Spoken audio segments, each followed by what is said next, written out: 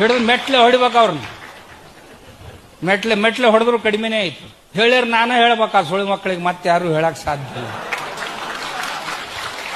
ಈಗ ಒಂದು ಸನ್ಯಾಸಿಗಳ ಗ್ಯಾಂಗ್ ಕರ್ನಾಟಕನಾಗ ತಿರುಗಾಡಕತ್ತೈತಿ. ಗುಡ್ಯಾಗ ಹೋಗ್ಬೇಡ್ರಿ ಅಂತ ಹೇಳಿ ಪ್ರಚಾರ ಮಾಡಾಕತ್ತೈತಿ.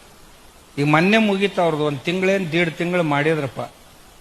ಮುಖ್ಯಮಂತ್ರಿ ಕೃಪಾಪೋಷಿತ ಲಿಂಗಾಯತ ಮಠಾಧಿಪತಿಗಳ ಒಕ್ಕೂಟ ಅಂತಕ್ಕಂಥ ಕಲಾವಿದರಿಂದ ಕೂಡಿಕೊಂಡಂಥ ಬಸವ ಸಂಸ್ಕೃತಿ ಅಭಿಯಾನ ಎನ್ನುವ ನಾಟಕವನ್ನು ತಗೊಂಡು ಇಡೀ ಕರ್ನಾಟಕದ ರಾಜ್ಯ ತುಂಬ ತಿರುಗಾಡಿದರು. ಏನು ಹೇಳಿದ್ರು? ದೇವ್ರ ಗುಡ್ಯಾಗಿಲ್ಲ, ಗುಡ್ಯಾಗ ಹೋಗ್ಬೇಡ್ರಿ, ಮನ್ಯಾಗ ದೇವ್ರೆಲ್ಲ ಗೊಳೆ ಮಾಡಿ ಬಳ್ಯಾಗ ಹಾಕ್ರಿ, ದಾರು ಕುಡಿದ್ರೆ ಏನಾಕೈತಿ ಅಂತ ಒಬ್ಬಕ್ಕೆ ಹೇಳಿದ್ಲು. ಮತ್ತೊಬ್ಬ ಭಾಷಣ ಮಾಡಿದ, ಮಾಂಸಾಹಾರ ಮಾಡಿದ್ರೆ ಏನ್ ತಪ್ಪಕ್ಕೈತಿ ಅಂತ ಒಬ್ಬ ಭಾಷಣ ಮಾಡಿದ. ಅದ್ರಾಗ ಇವ್ರೇನಪ್ಪ, ಬಸವ ಸಂಸ್ಕೃತಿ ಅಭಿಯಾನ.